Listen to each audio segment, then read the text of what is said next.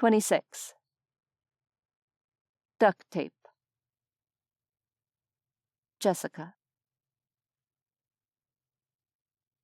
I sit in the pale light of dawn on the floor of the RV. All the curtains are drawn, but the windows are wide open so I can hear if anyone approaches. In my lap is the tennis racket from Sean.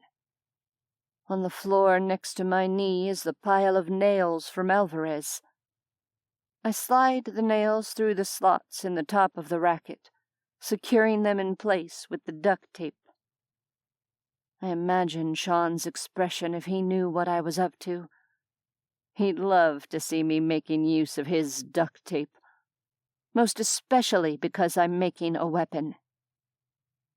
Among other things, Sean has been known to fix ballet slippers, a loose exhaust pipe, and a broken suitcase handle with duct tape.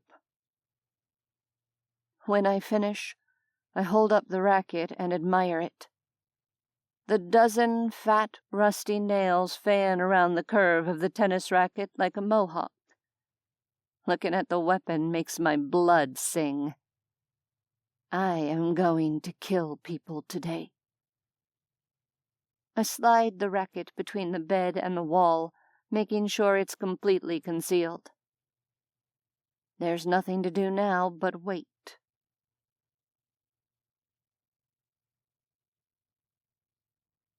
27. Recon. Eric. Ben leads us off the road into the tall meadow grass covering the land. We run in a crouch, doing our best to stay out of sight. We skim over the ground, passing the official Fort Ross Visitor Center. The entrance to the property is blocked by 2 cars, both of them with their tires deflated. My back aches, and my quads burn from the hunched position. The coastal breeze whips across my back, chilling my damp clothes. I grip my rifle with 2 hands, holding onto it like a lifeline. Just past the visitor center, Ben leads us into a shallow ditch that runs along the highway. I breathe heavily, gripping my sore thighs as I kneel in the mud. Dampness soaks through my pants. I shift the rifle, positioning it across my back to keep it from getting wet. I take in the enormity of Fort Ross. If I ever imagined a fort from a Western movie, this would be it. It looks like someone magically transported the massive structure through a time machine. The thick timber walls are topped with spikes. The guard towers have cannon slots. A loud creaking sound echoes up the road. The giant gate swings open. A dozen people, surrounded by well-armed men, are herded out into the dawn. The guards are each armed with a leashed zombie. The monsters are secured around the neck with leashes that are attached to long poles carried by the guards. The Fort Ross residents are escorted toward a large enclosure surrounded by a tall deer fence. I adjust the binoculars and pick out tilled earth dotted with green shoots. That must be the community garden.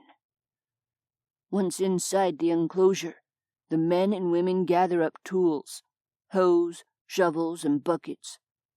Around the perimeter of the garden are large plastic trash cans.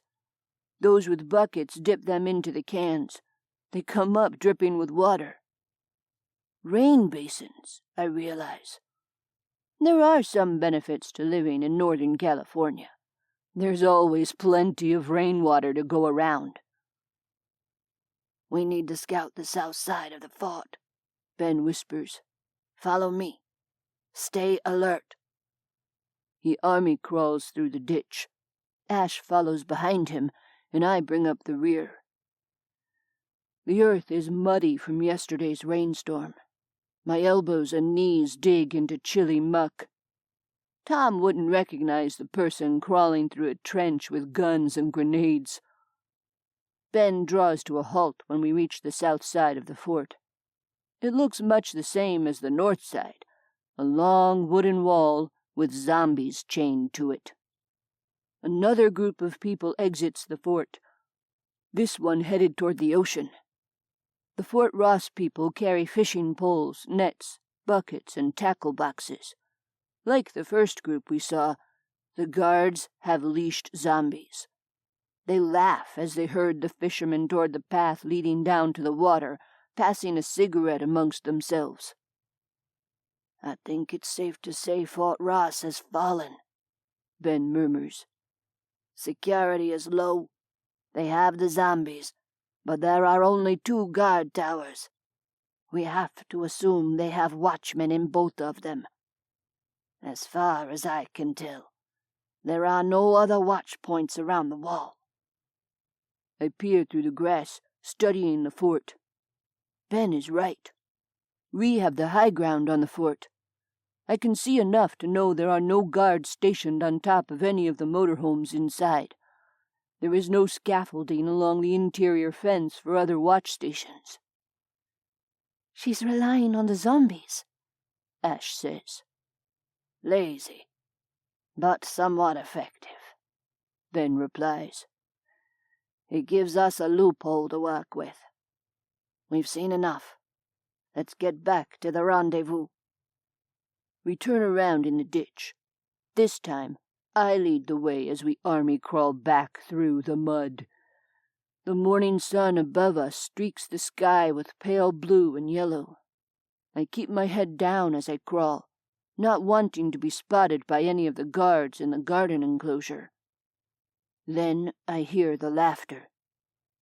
It's a cruel sound that carries across the open grassland. Before I can think better of it, I raise my head just enough to peer through the grass. Bile rises in my throat at what I see.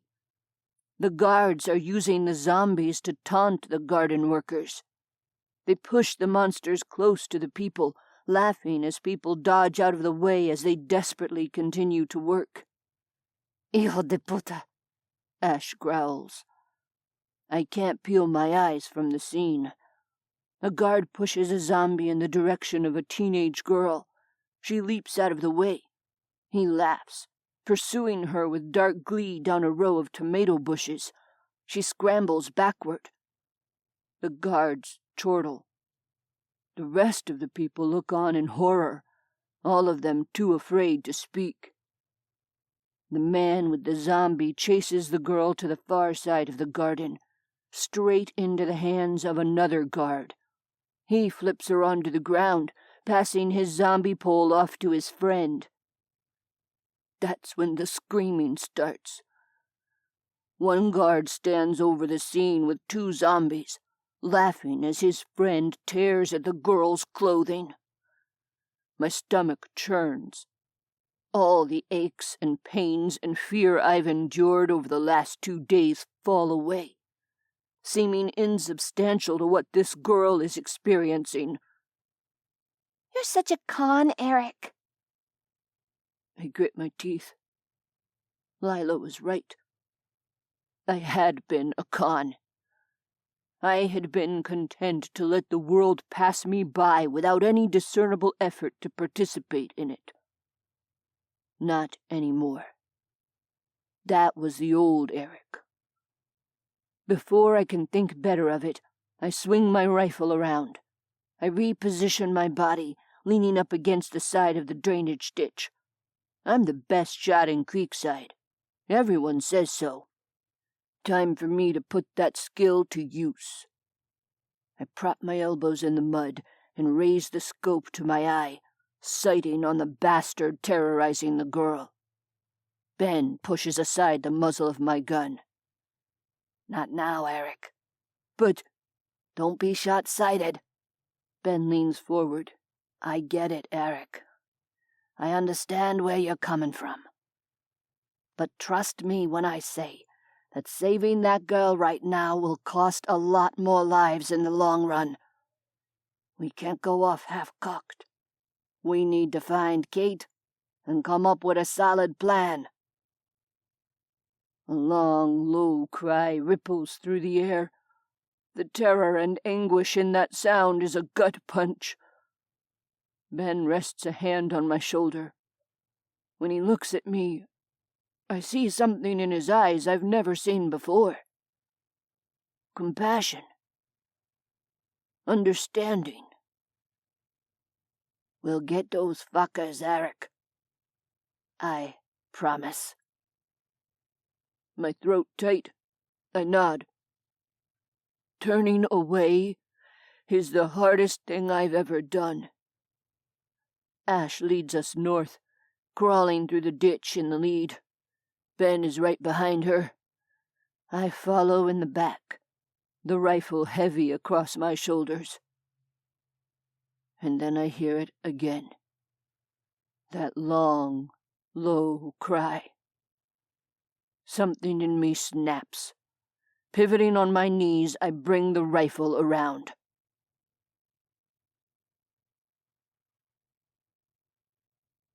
"28. Red flower. Eric. I narrow my focus, throwing everything through the AR-15 and down the scope. I line up the crosshairs on the man who stands with the 2 pet zombies, bent double with laughter as his friend continues to tear at the girl's clothing.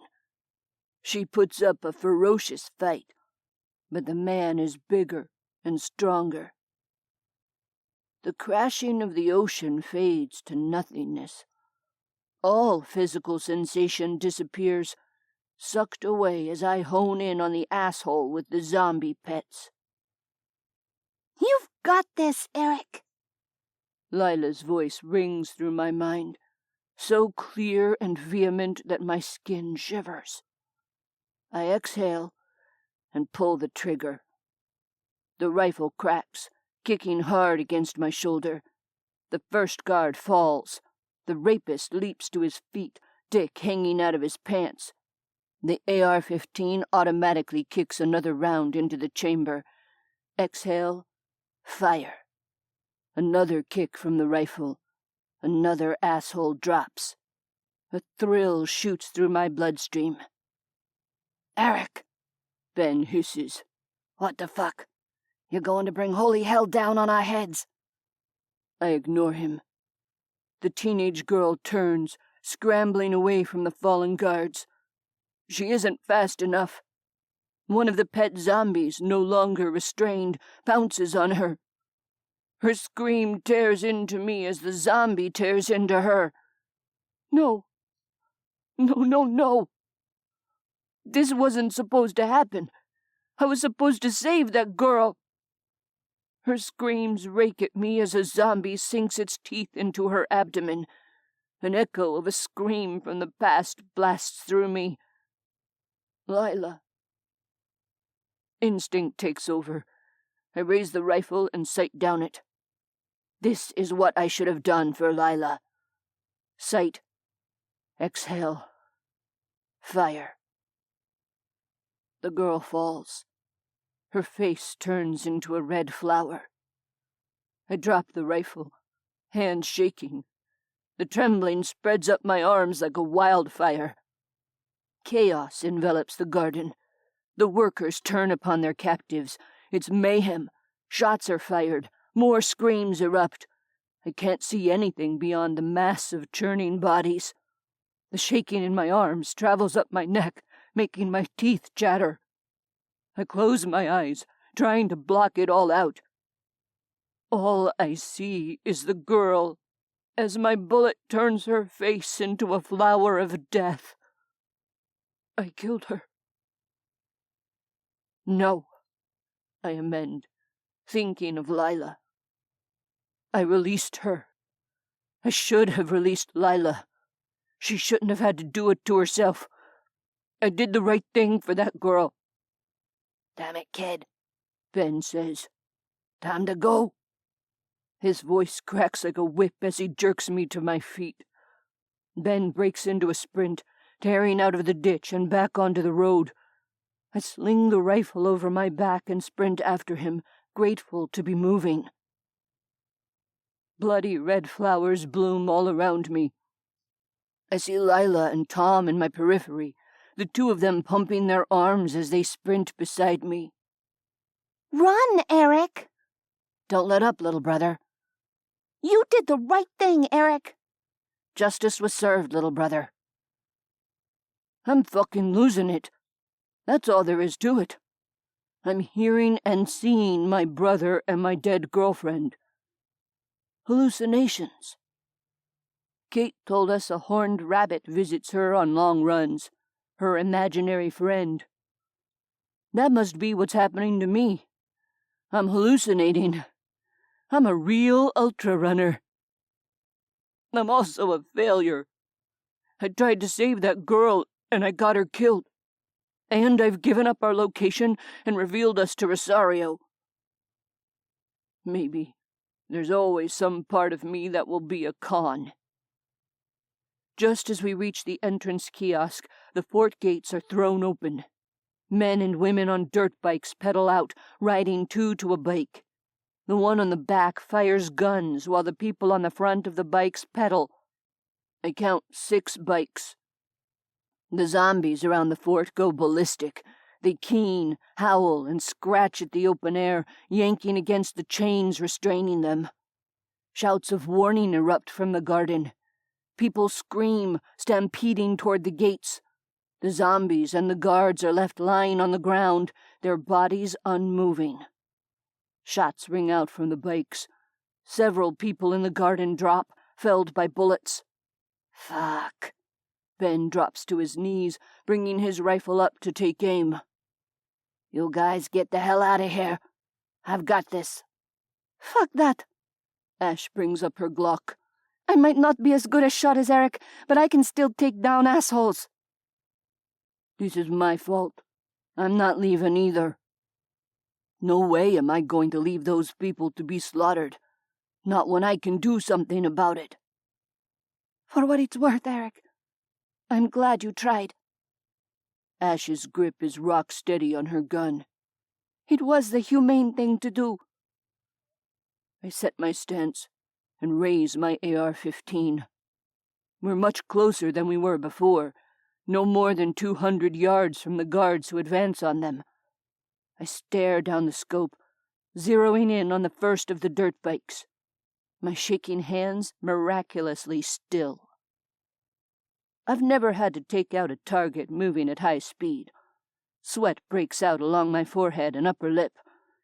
With the bikes shooting across the open landscape, there's no time to set up the shot.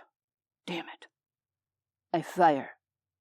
The shot goes wide, sending up a puff of soil as the bike races forward. Cracks ring out on either side of me as Ash and Ben open fire. One of the bikes flips over as the tire is shot. 5 others keep coming. The prisoners are in a tight group. One man yells at them, herding them along. He falls in at the back of the group, shouting at them as they head for the trees growing in a thick clump along the north side of the meadow. That's where Kate and her team will be. With any luck, she'll find them and get them to safety. All we have to do is buy them enough time to escape. This is no leisurely target practice. I don't have time to sight, exhale, and fire. I have to act right fucking now, or those bikes are going to overtake those innocent people. I zero in on one bike, the one at the foremost of the pack. I open fire, cranking off round after round. I pepper the sight with bullets, hoping to God one of them finds its way into the assholes riding it. Ben and Ash do the same, bullets leaping from their guns. My bike veers without warning, going straight for the cliff overlooking the ocean. Before it reaches the edge, it crashes onto its side and skids through the dirt. One wheel spins, the other hangs broken on its axis. I wait, finger poised on the trigger. The 2 people on it struggle to extract themselves from the bike. I don't give them the chance to get up. A woman takes a bullet through the head. The man riding behind her takes 2 in the chest. Ash and Ben have disabled another 2 of the bikes. The remaining 2 have veered away from the prisoners and are instead riding in our direction. They open fire on us. Good. If they're focused on us, the Fort Ross people will have a better chance to escape. Ben lobs a grenade. His throw is short, but the explosion sends the bike into a spin. I hit the stem of the remaining bike. The handlebars snap off. The front tire hits a divot in the land and tips over, wheels spinning. All the bikes are down. I have no time to congratulate myself. There are still enemies out there. 3 of them race across the open field on foot, chasing down the prisoners who have disappeared into the cypress trees. Another 4 head our way, opening fire as they charge at us. Another 6 sprint out of Fort Ross on foot, also storming in our direction. "Down!" Ben yells. I throw myself to the ground. Rosario's people charge at us, guns blazing. Ben and Ash throw more grenades. Bodies fly up into the air. I dig in and continue to fire my rifle. Ash screams, rolling sideways. At the same moment, another grenade goes off. Another body flies across the ground. I'm aware of Ash, panting on the ground beside me, squashing her hand over a wound in her shoulder. I'm aware of Ben on the other side of her, lying in the grass like a lion awaiting its prey. Mostly, my focus is on the remaining enemies sprinting straight at us. I raise my rifle and train it on the man closest to me. This motherfucker is toast. I pull the trigger. The rifle clicks empty. Fuck! I yank out the magazine, checking for bullets. Empty. My brain stops working. Fuck, Ben! I'm out! Grenades! Ben yells. I fumble at the elastic pull cord on the front of my running pack. I'm so frantic I can barely hold on to the tie. The whole point of sticking them in the front pockets was to keep them secure. I hadn't considered I'd be pinch hitting. I hear another click. Another empty cartridge. Motherfucker! Ben leaps to his feet, lips pulled back in a snarl of rage. He snatches Ash's gun off the ground. 2 more shots rip through the air before that gun clicks empty too. Another 2 enemies fall, but there are still more coming at us. I at last fumble open my front pocket. My hand closes around the grenade. "Freeze, motherfuckers!" One of Rosario's women stops 50 feet away from us, pointing a shotgun in our direction. Flanking her are 2 more men, each of them also armed with shotguns. The woman smiles cruelly at us. Her dirty blonde dreadlocks are held back by a handkerchief. She wears a shirt that reads, "There's no cure for being a cunt." "I still have 3 rounds," she calls. "1 for each of you dickheads. Caesar? Timo? How many rounds do you guys have?" 2, says a man with a shaved head and a full beard. "I have 3, says the other man. "How about that?" The woman's smile broadens. "There are 3 of you, and 8 unspent shotgun shells." Hard eyes take us in. "All we need to do is aim in your general direction. Lay down your weapons and come with us. Or die. You have until the count of 3 to make your decision. I really don't give a fuck what you choose. 1. I grit my teeth, hand tightening around the grenade still in my front pocket. Fuck this shit. I'm ready to risk it all. Maybe I can get one of them before I'm taken down. If Ben can get the others. 2. Stand down. Ben barks.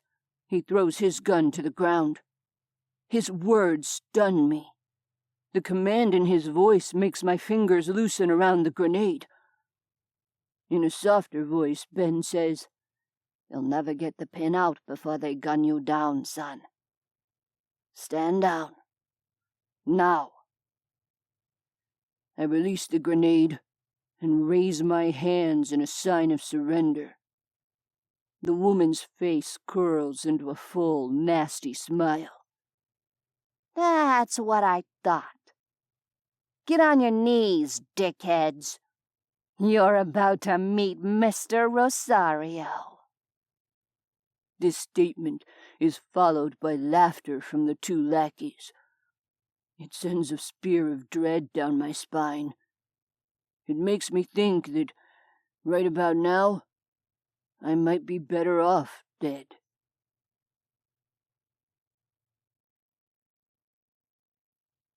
"29. Reunion.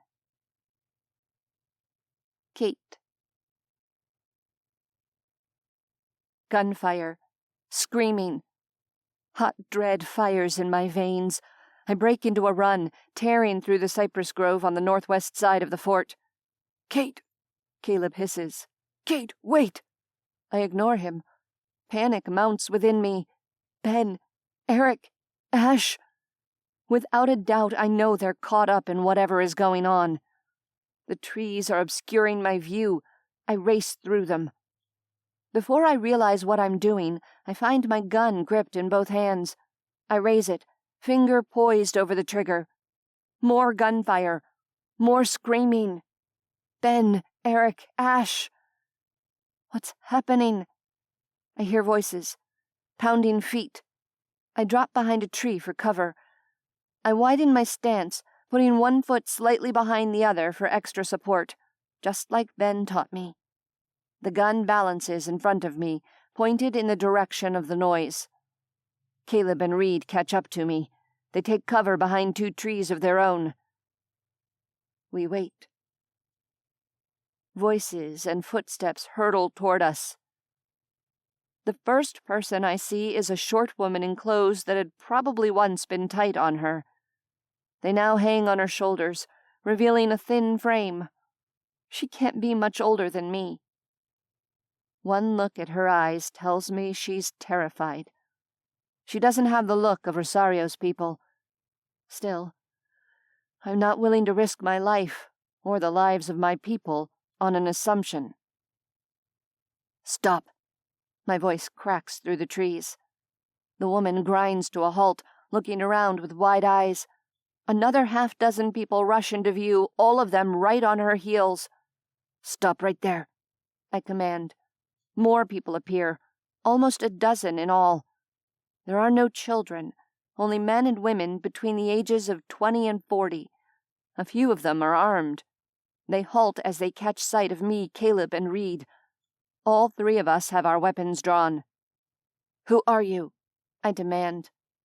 A man with dark hair pushes to the front of the pack, both hands wrapped around the handle of a gun. My finger tenses on the trigger of my gun. The man gives me a hard look, showing no sign of backing down. He's joined on either side by two women, both of whom are also armed. "We don't want any trouble," he says. "There are people after us. Let us through, and we'll be on our way." My mouth falls open. I know that voice. I recognize it from months and months of speaking to him over the ham radio. What I don't recognize is the authoritative young man who stands before me. Dark skin, handsome face, black stubble. By the way those around him look at him, it's clear they turn to him for guidance. "Let us pass," he says. "There's no need for trouble." "Alvarez." His name falls from my lips. I step out from behind the tree, lowering my weapon. "Alvarez!" My voice shakes with emotion. "It's me." Our eyes meet. His mouth falls open. "Mama Bear," he breathes. "You came." A shot rings out.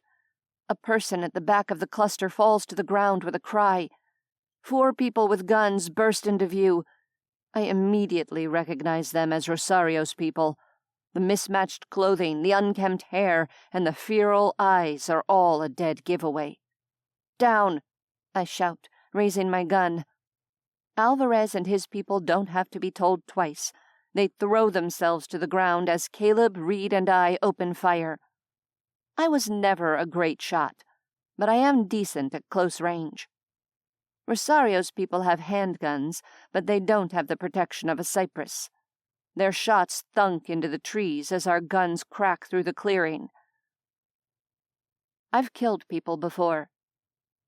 Sometimes I wake up in the middle of the night, sick with the knowledge of what I did to Johnson and his people. I expect to feel the same cold dread I felt when I set the zombies loose on him and his people. It's different this time. This time all I feel is hot rage. These people tried to hurt me and Frederico. Since taking over the fort, who knows what ungodly things they've done to Alvarez and his people. I pull the trigger again and again and again. Rage pumps through my fingertips and propels each bullet from the chamber. In less than 30 seconds, it's over. Silence fills the clearing. Rosario's people lay dead. Ben would be proud. Somewhere nearby is more shouting and gunfire. Reed, Caleb, and I rush to the edge of the tree line for a better look, taking cover so he can't be seen. The north side of Fort Ross comes into view. The gates are open. Scattered across the grassland are 6 bikes, all of them overturned or laying on their sides like dead animals. Dead people are scattered across the meadow, Rosario's people and people from Fort Ross. 6 figures move in the direction of the fort. 2 of them walk with their hands clasped behind their heads. A third person walks hunched over, clasping an arm against her chest. My lungs stop working. I can't move. I can't breathe. All I can do is stare at the figures of Ben, Eric, and Ash. The 3 of them are herded like cattle at gunpoint. I'm sucked back to that moment in Bragg's when I thought for sure Ben was lost to me. Panic and despair rise up and threaten to suffocate me. The pain of losing Kyle hits me all over again. I fight against the darkness. It won't help Ben. I have to be strong. I bury the remembered pain, throwing all my focus into the present. Ben isn't dead. He hasn't left me. I need to bring my A-game if I want to figure out how to keep him alive. I wish I had a rifle. I'm too far away for my gun to be any use. I finger one of my grenades, studying the foremost of those harassing my friends. I get a good look at her. Dirty blonde dreadlocks, a sneering profile. Jeannie. I'd recognize that bitch anywhere. That woman had captured me and Frederico and taken us to Mr. Rosario. And now she has Ben. Rage bubbles up. Mama. Reed nudges me with his elbow. No grenade. They have Ben, I snap. And Ash and Eric. Caleb's eyes are alight with fury. It's too far, Reed says. All you'll do is alert them to our presence. They have Ben, I repeat. Alvarez and his people creep through the trees, coming to stand near us in a scattered ring. From the protection of the trees, they watch my people being taken into the fort. They don't know about us, Reed says. We have to get Alvarez and his people away. We jeopardize their chances if we draw attention to ourselves. I straighten. Fuck that. Reed's brow furrows. Mama? We can't run, I say. Not now. That will only give Rosario a chance to circle the wagons. We need to strike now, while she's off balance. Alvarez regards me, mouth tight. I don't suppose you guys brought any weapons? Caleb pulls 2 grenades from his running pack and hands them to the bony woman in baggy clothes. I can see from the look on his face that he's as desperate to get to Ash as I am to get to Ben. He'll do anything to get to her. We brought weapons, I say. We have to attack, and we have to attack now. The element of surprise is still on our side. I pass an extra Glock and spare cartridge to Alvarez. He takes the gun and ammo from me with a look of reverence, a grim smile stretching across his face. We also have a semi and zombies. I tell him.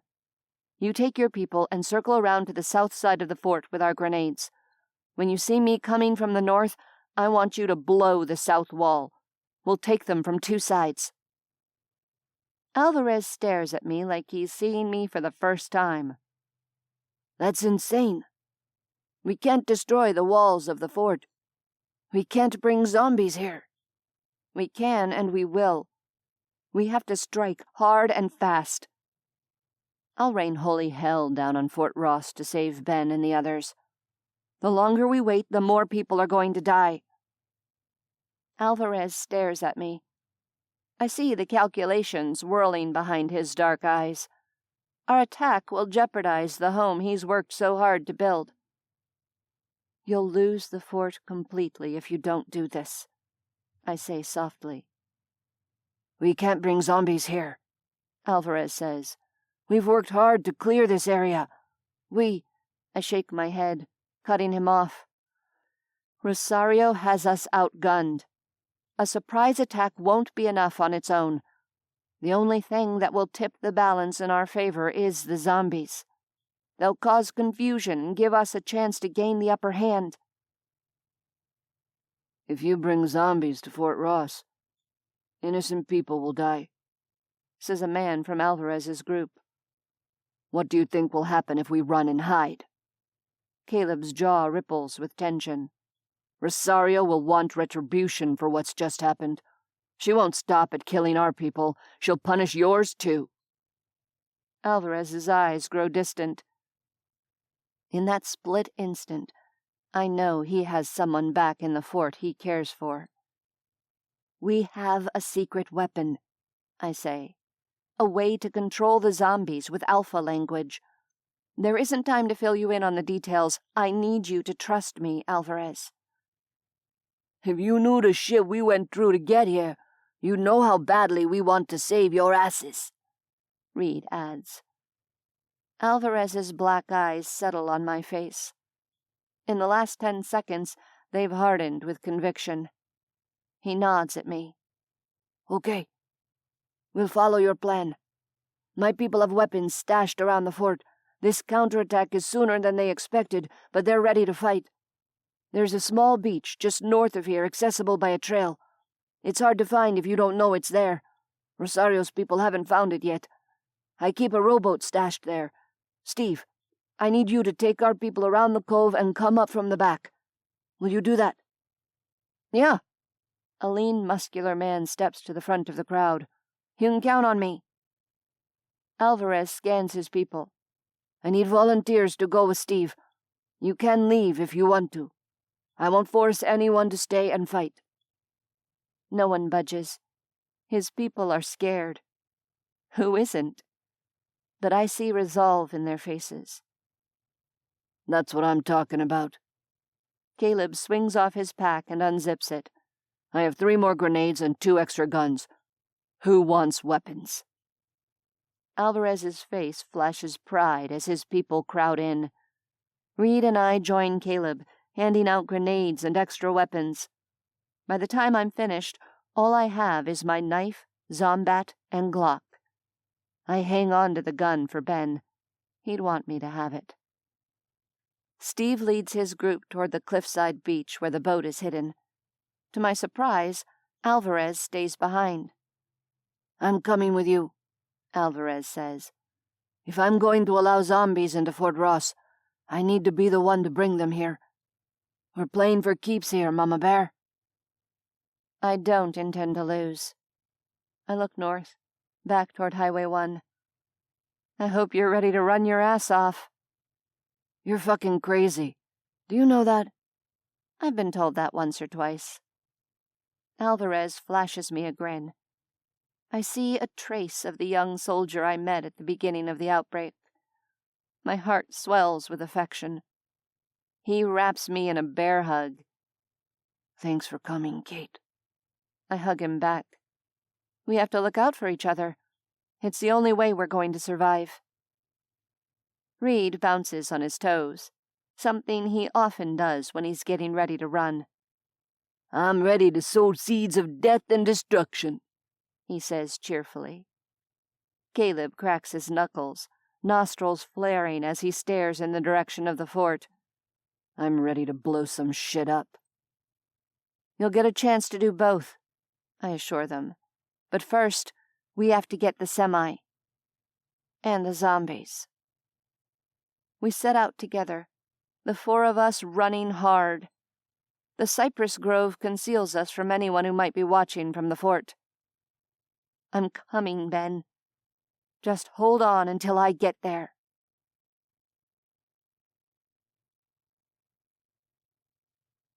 $30. Closer. Jessica. 24 hours. It's only been 24 hours since Rosario has taken over Fort Ross. 20 hours feels like 24 years when you're living in hell. I'm alone at the moment, locked inside the dinky RV. The only company left to me are my thoughts, my dying ex-husband staked outside to a laundry pole, and the monsters who come to visit me. My body hurts in new and awful ways. I do my best to ignore it, grateful for my IUD. At least I won't get pregnant. There's no telling what else might happen to my body, but at least I won't bring a child into this nightmare. I count them off on my fingers in the morning light. Crooked Dick, Homer Simpson, Shit Stain, Joe Dirt, Limp Dick, Chimney Sweep. 6. 6 assholes, and I've named every one. I stare at the memory of their faces on my closed eyelids, focusing on them, forcing myself to remember the awful details. Focus on the prospect. That's what Sean used to say when he went calling on a new account. Focus on the prospect and visualize closing the sale. That's what it's all about. Visualizing the close. There was a reason Sean made 6 figures at his job. The man could close any deal. Sometimes that meant getting shit-faced and partying with a prospect until 3 a.m. Sometimes that meant getting someone a pair of baseball tickets to a Giants game. Sometimes it meant patronizing a restaurant and leaving your calling card for 3 years. Sean was never one to be put off by rejection or obstacles. He was the closer. It's time for me to take a page out of his book. It's time for me to close. Fuck the obstacles. If Sean could sell wine in a dry Kentucky county, I can figure out a way to obliterate each of the men who have come and gone from the RV. I already have the weapon. My tennis racket. My last gift from Sean, enhanced with the gift from Alvarez. It's just a matter of waiting for Alvarez to make his move. Then, I intend to use my racket for maximum destruction. Jessie. My name slurs softly from my ex-husband's mouth. I look in Sean's direction. It's sickening that he's still alive, suffering and dying slowly tied to the laundry pole. The morning sheds light on his pallid skin slick with sweat. Flies have gathered on his body in a dark mass, writhing on the bloodstains on his shirt and pants. More encrusted the wound on his shoulder. He's too far away for me to see if there are any maggots in the open sores, but I wouldn't be surprised if there are. He sees me watching him. I don't regret marrying you and having a family. The words spill slowly from his mouth, thick like syrup. I wouldn't trade my memories of Claire and May for anything. The only thing I regret is hurting you. My mouth tightens. I look away, but I don't close the window. I'm so sorry, Jesse. You've said that before. I know. It never seems like enough. It isn't. Nothing he says can make up for what he did. Even if he says it when he's dying on a laundry pole from a zombie bite. Gunfire rips through the air. I leap to my feet, heart racing. I sweep my gaze along all the open windows of the motorhome, searching for the source of the sound. The interior of the fort bursts into activity. Rosario's people boil forth from buildings and motorhomes. Every last one of them is armed. Several of them herd a cluster of our people back into the Rotchev house, locking them inside. Bella is among them. For once, Steph isn't with her. She left the fort at sunrise with Alvarez and the rest of the garden crew. More gunfire. This time I discern its direction, north. Outside the fort. Someone is shooting outside the fort.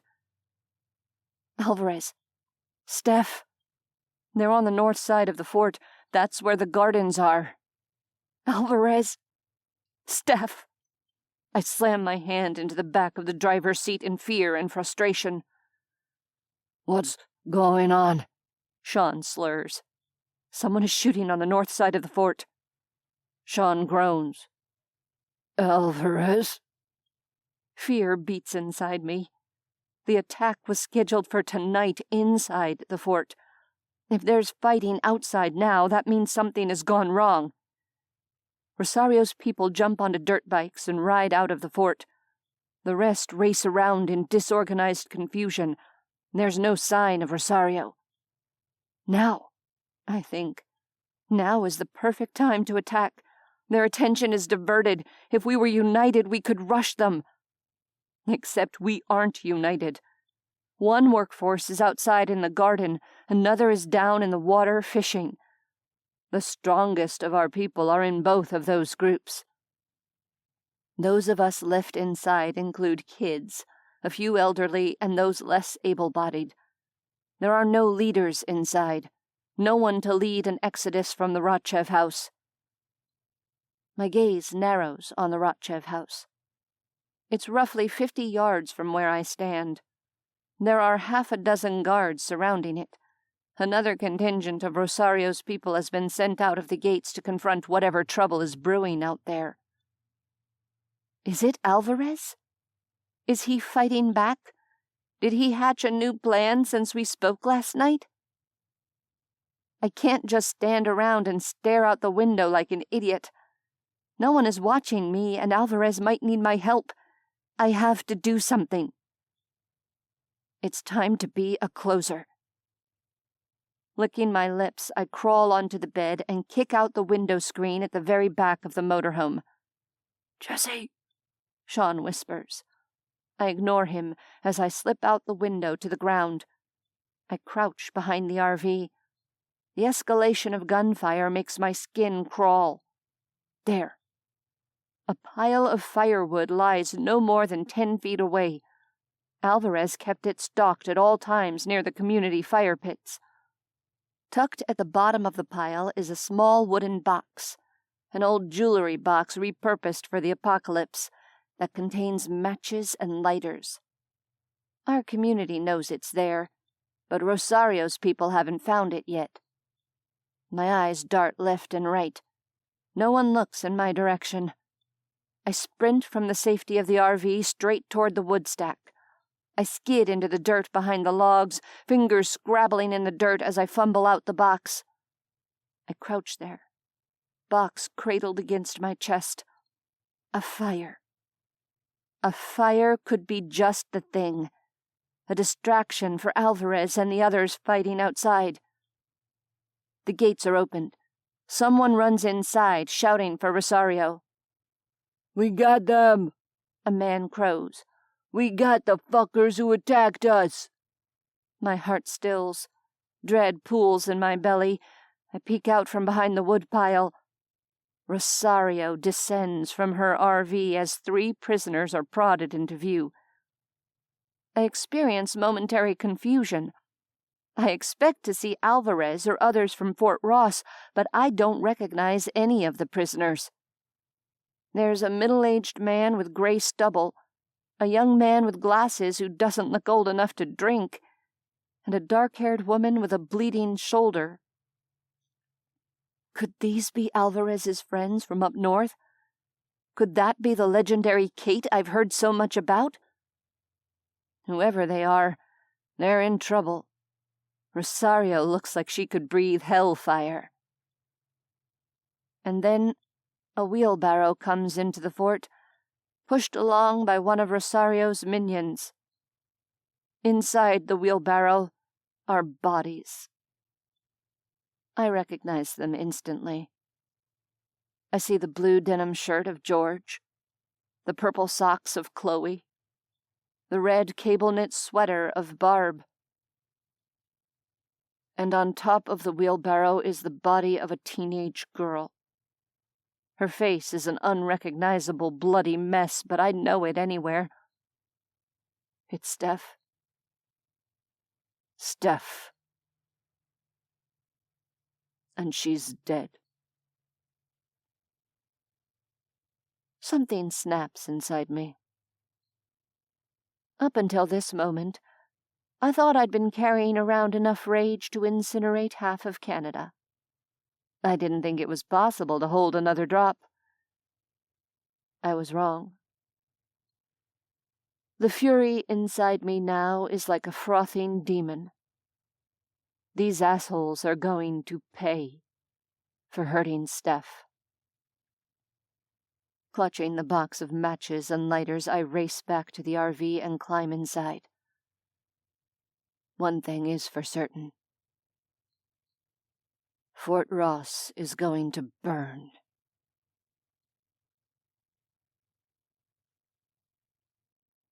"31.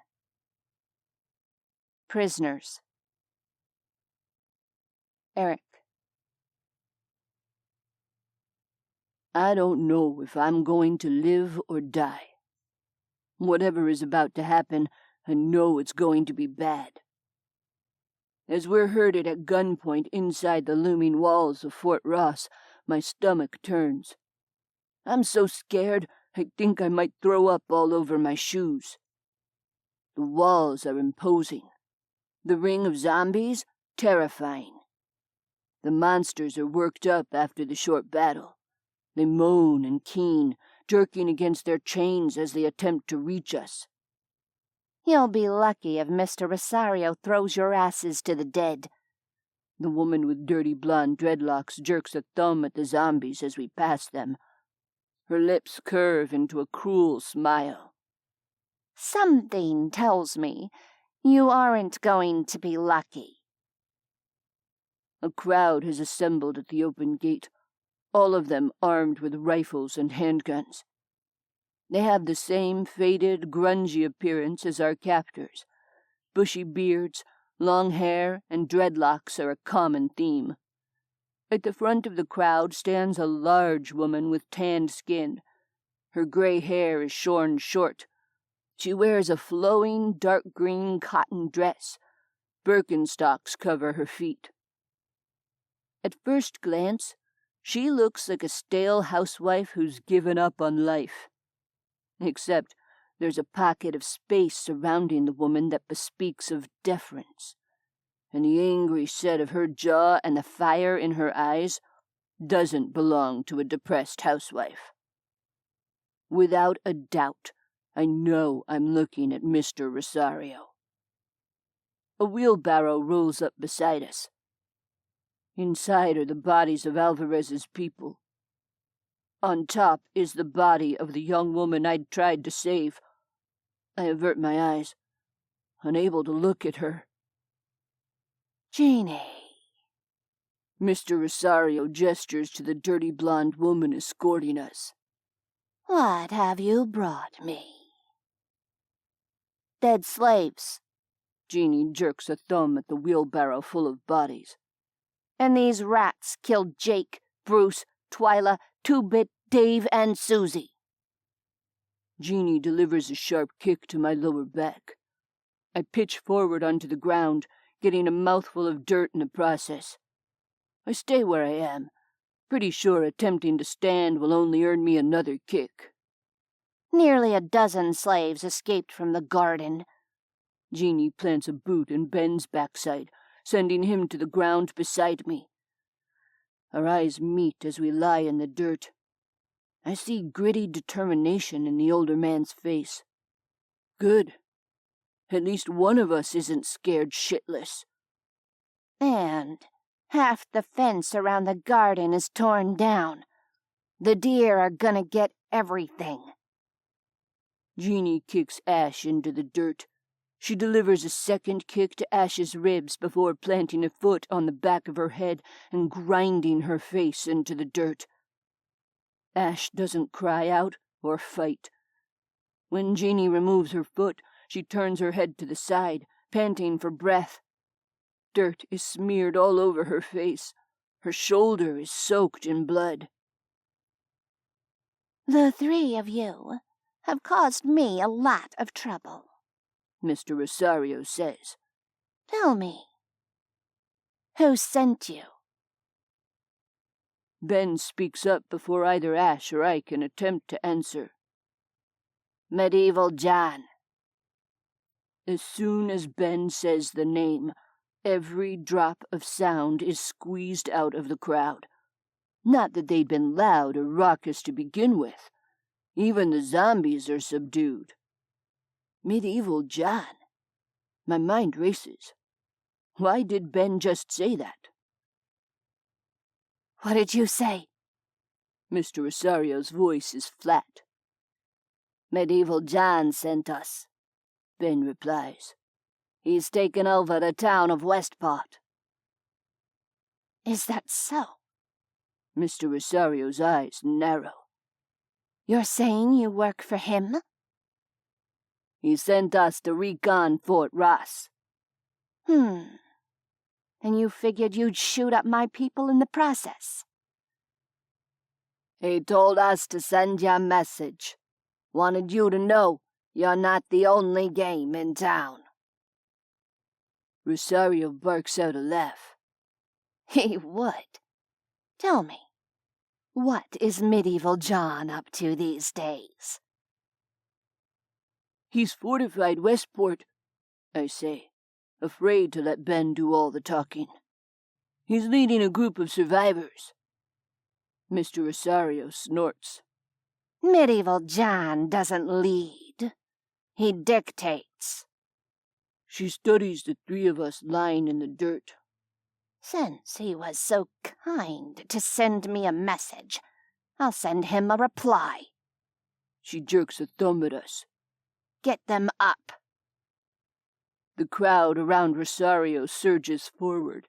Hands grip my body and haul me into the air.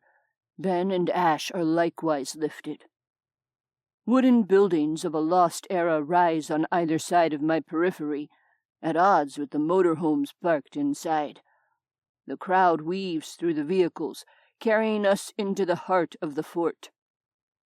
I fix my gaze on the clear sky overhead. I count the seconds, knowing they might be the last ones I ever experience that are pain-free. I'm hurtled through the air. I bite back a yelp as the hard-packed earth rushes up to meet me. I hit the ground near an old stone well. I roll, sharp rocks biting into my skin. My glasses fly off. The world around me instantly goes blurry. Even so, I can see well enough to make out the shapes of Ash and Ben as they too are hurtled onto the ground next to me. Something crunches off to my right. The sound is followed by jeers. I don't have to be able to see to know that my glasses have just been smashed. You always looked hotter without those things anyway. For a bare instant, I see Lila. Unlike the rest of the world, Her figure is sharp and clear. She gives me a sweet smile, the one she only gave me when we were alone, and very rarely at that. I swallow, fixing my gaze on her. I know she's a hallucination. I don't care. It's nice to see Lila. I smile back at her. Something sharp connects with my rib cage. Lila puffs away into nothingness as a rock thumps to the ground. More rocks are hurled at us. I crowd close to Ben and Ash, covering my head. Rosario's people pelt us with stones, laughing and insulting us as they do. Are we going to be stoned to death? Is this what's in store for us? How long does it take to die from stoning? Enough. Rosario purrs. The rocks instantly cease their pelting. I'm going to tell you a story. Rosario comes to stand before us. Her voice booms over the crowd. It's a story about a man who once went by the name of Donald Rosario. Donald could charm any man, woman, or child. I gave my heart and soul to Donald. I helped him build a booming business. No one came close to rivaling us. Then the asshole thought he'd go have himself a little fun. Thought he'd collect himself a few pets to play with on the side. 4 of them, to be exact. I confronted Donald. I asked him to get rid of the pets and make amends. I was a loving wife. I was willing to forgive and make amends. You know what he did? No one utters a word. All I can hear is the constant pounding of the ocean and the distant moans of the zombies. I think of Kate, Caleb, and Reed. I hope they're safe. I hope they found the people who escaped from the garden and got them to safety. Thinking of them being safe and alive sustains me. Donald Rosario laughed in my face. Told me that if I didn't like his pets, I could get the fuck out. Can you believe that? After 20 years of marriage and a booming business, that fucker turns his back on me. And for what? Some lousy teenage cunts? So I told Donald to go enjoy his cunts. Then you know what I did. I can't see Rosario's face, but the tone of her voice sends a shiver across my shoulder blades. I put Donald and all his little cunts into a cage. I cut off his balls. Then I left all of them in that cage without food and water. They pissed and shit all over each other for days before they finally died. Mr. Rosario turns away, leaving us with her story. I'd heard that tale from Reed, though his version had been less graphic. Get the slaves, Rosario orders. Let them all see what happens to people who defy Mr. Rosario. A contingent of people peels away to carry out orders. I stay close to Ash and Ben, feeling sick to my stomach. A tiny part of my brain tells me it would be better if we died outside of Fort Ross. Death was better than whatever Rosario has in store for us. They're pulling Alvarez's people out of a fort building. Ben's words are slurred, probably from being punched in the face.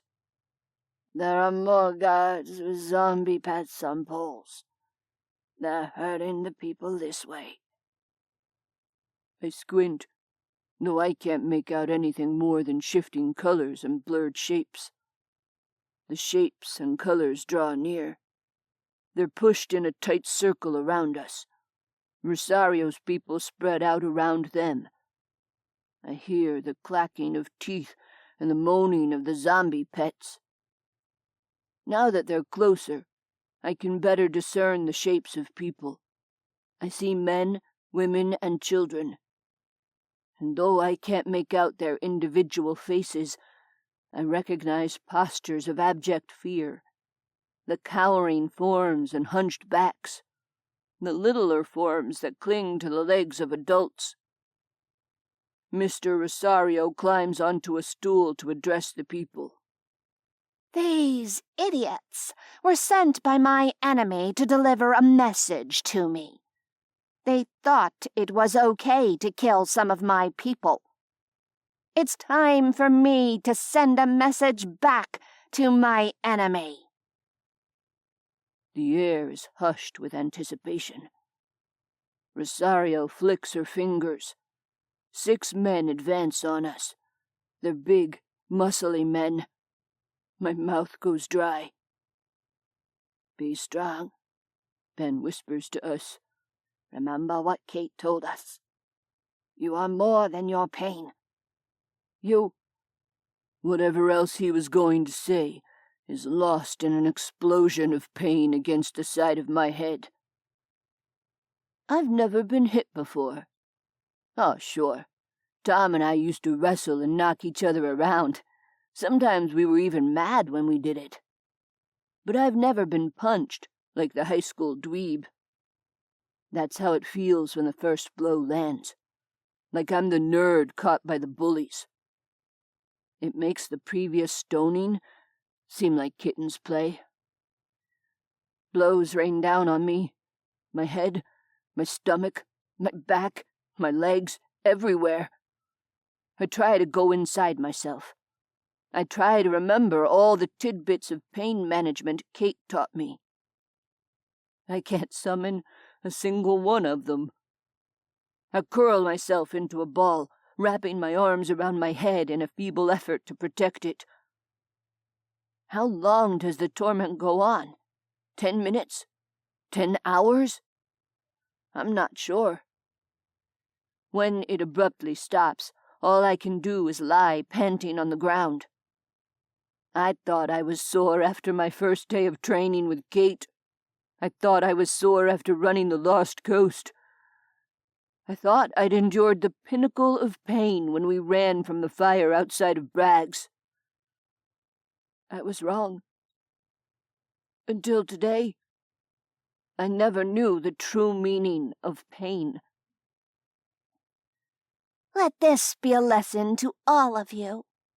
Rosario's voice washes over us. This is the fate that awaits anyone who crosses me. When we find the other rats who escaped, they'll endure the same fate. We are hauled to our feet and lashed against large wooden poles staked to the ground near an old stone well. For the first time, I notice another man staked to a nearby pole. He's so still that I can't tell if he's alive or not. I shift my blurry gaze to my friends. Ash looks like death warmed over. The blood from her shoulder wound saturates the front of her shirt. Ben's face is bloody and bruised. To my eyes, it's a fuzzy array of bright red blood and dark red. These 3 who stand before you are sentenced to death by zombie, Rosario says. Take a good, long look at them. If any of you fuckers so much as looks like you're thinking of rebelling or trying to escape, you'll join them. The words hang in the air like a hammer. Death by zombie. I see the blurry outlines of the pet zombies attached to their leashes. She's going to set the monsters loose on us. I wish I was dead. But first, Rosario holds up a finger. Let's give the pets an appetizer. The wheelbarrow is brought forth. Cries of despair go up from the prisoners as the dead are dumped in a pile before them. You are dogs, Rosario says. You live like dogs, and you die like dogs. Janie, it's time to feed our pets. Jeannie and 2 other lackeys advance with leashed zombies. The monsters go berserk as their questing hands find the bodies of the freshly dead. I force myself not to look away as they tear into the deceased. My only consolation is that they aren't alive to feel the agony. Enjoy the show, Rosario tells us. You 3 are the main course. Chuckles rise from Rosario's people. A few of them jeer as one of the dead crunches loudly on finger bones. What are you laughing at? Rosario's voice unexpectedly cracks like a whip. This time, it's not the Fort Ross residents who cower. It's her own people who back up as she advances on them with a wrath that can only be described as inexorable. A dozen of my slaves are missing. More are dead. Some of you are responsible for this. I know who you are. You know who you are. Let me be very clear. I want my slaves back. She marches into the crowd of Fort Ross residents and grabs someone. Based on the long hair and thin body, I guess it to be a teenage girl. The man tied to the pole lifts his head and groans. "No," he croaks. "No, Bella." Whoever brings back my slaves can have this bitch for breakfast, Rosario says. Come back empty-handed, and I'll stake you up to die like medieval John's lackeys.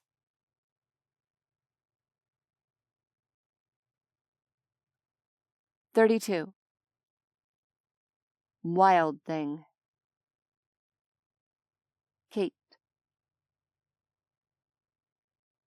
Reed, Caleb, Alvarez, and I sprint north on Highway 1, running back toward the semi. The only sounds I can hear are the rasping of my own breath and the pounding of the ocean. "I have to pee," Caleb gasps. "Let it out," I say. "Whatever you do, don't stop." "Did you just tell him to pee his pants?" Reed asks. I did. Peeing en route is occasionally done among ultra runners, especially the men. Beside me, Caleb lets out a soft moan of relief without ever slowing. "Goddamn, that feels good." I glance over and see a trail of urine cut through grime on his legs and ankles. "Dude," Reed wheezes beside me, also revealing himself. "I just pissed myself. On purpose."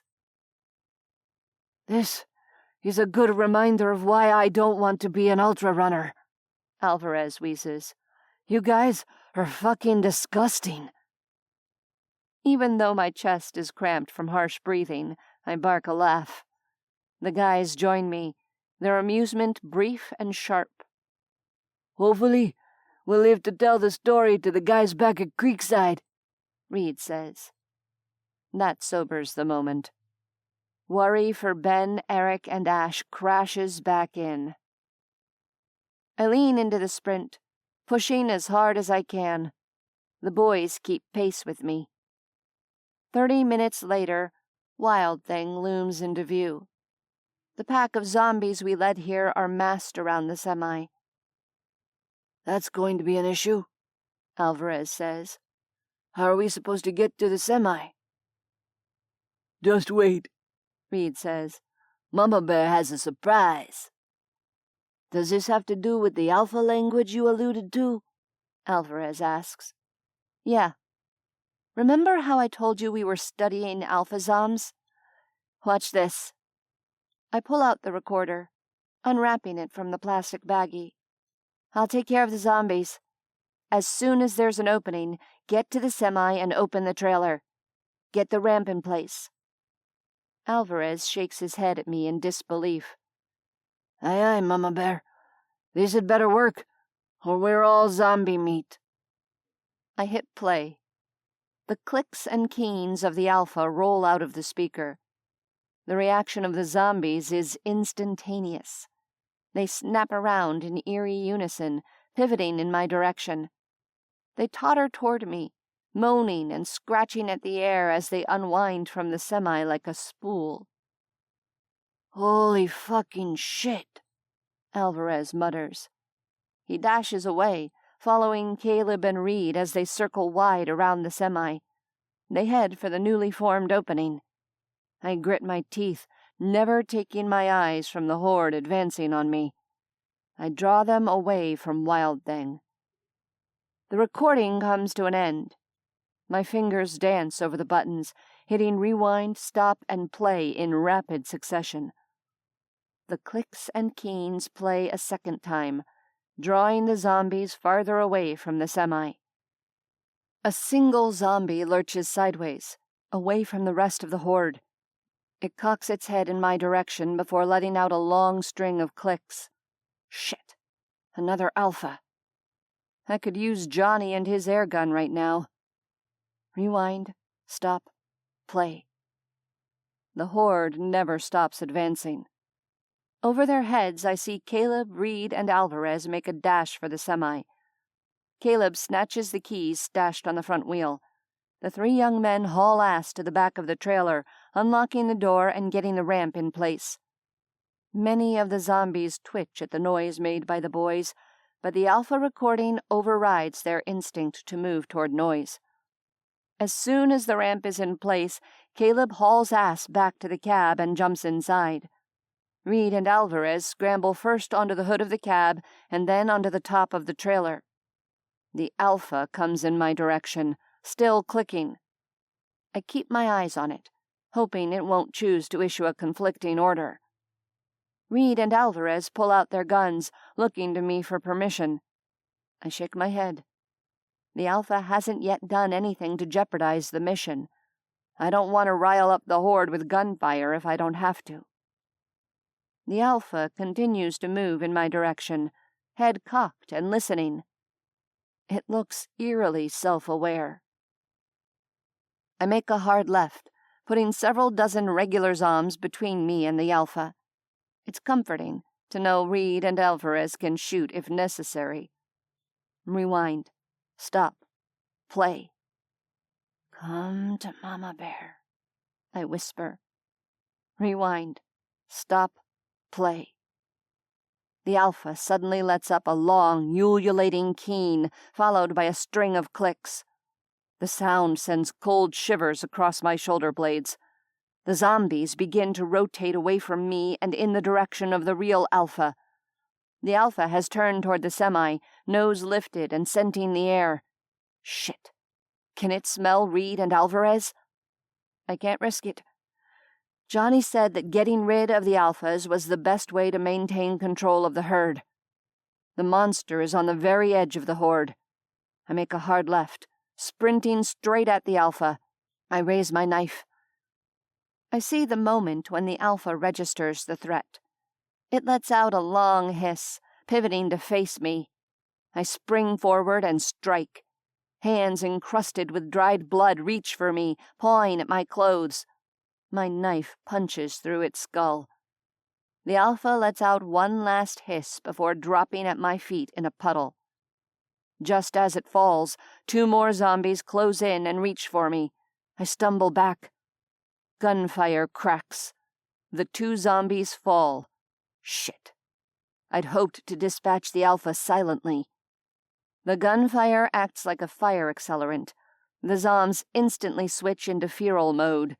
Growls and hisses run through their ranks as they turn back in the direction of the semi. Move, Kate, Alvarez calls. He and Reed keep their weapons trained on the zombs. I don't need to be told twice. I cut an arc around the zombies and sprint for the semi. Instead of getting inside the cab with Caleb, I climb onto the trailer with Reed and Alvarez. "Are we going to Pied Piper the zombs all the way to Fort Ross?" Alvarez asks. I shake my head. That will take too long. We get as many as we can into the back of the semi. Then we ram the shit out of Fort Ross and set them loose. "This doesn't feel right." Alvarez's face is somber as he joins me in the back of the semi. "I agree we don't have a better plan, but—" I squeeze his hand. "We'll use the zombies just long enough to overwhelm Rosario's people. Once we have them subdued, I'll drive them out of the fort with the Alpha recording." The plan is loose at best. We all know it.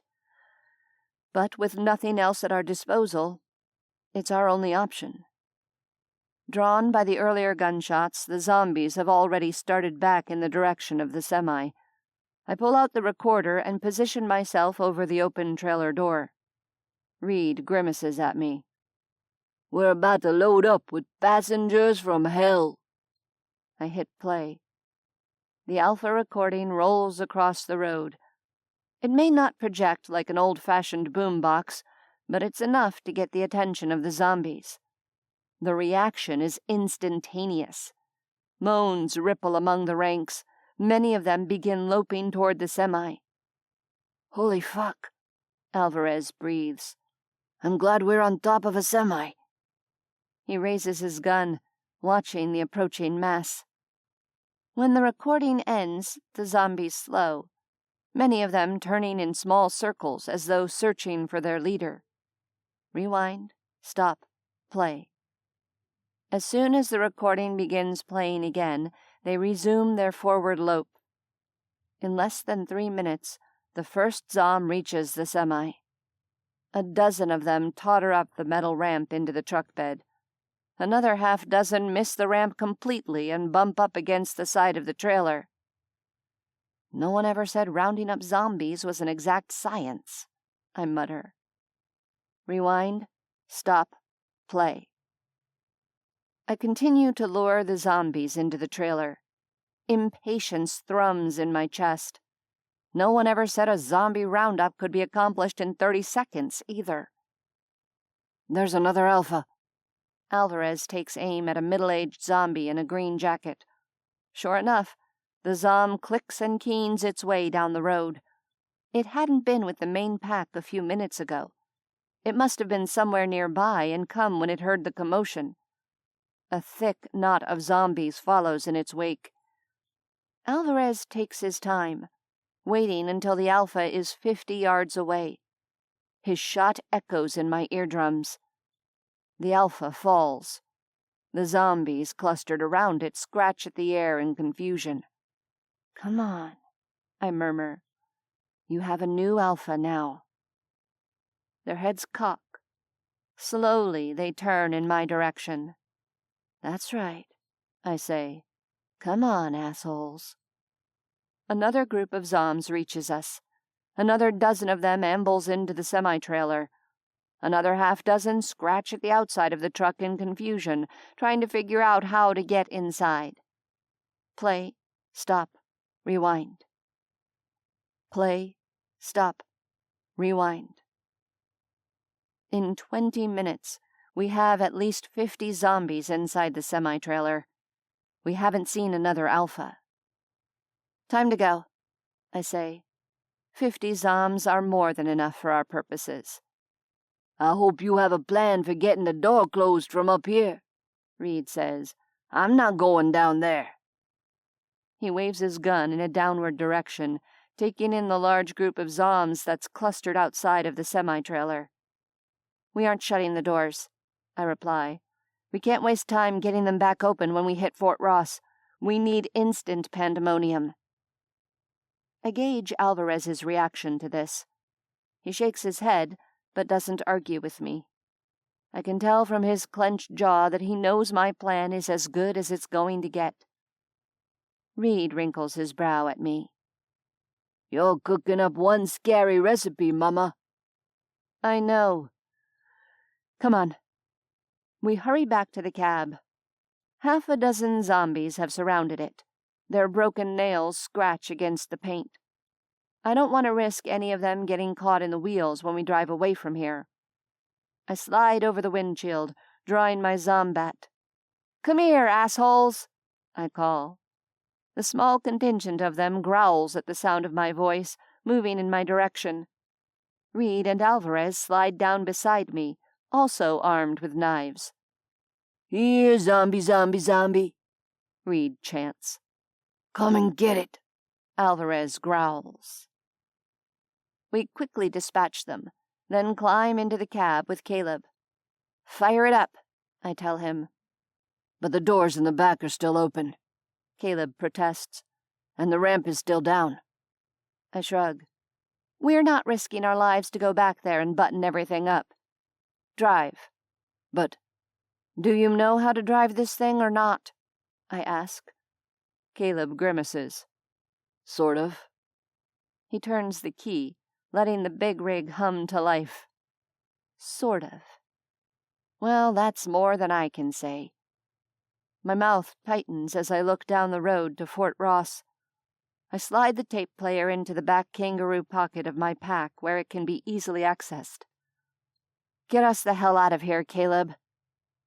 The semi lurches down the road. I glance in the side view mirror and see a few zombies tumble out.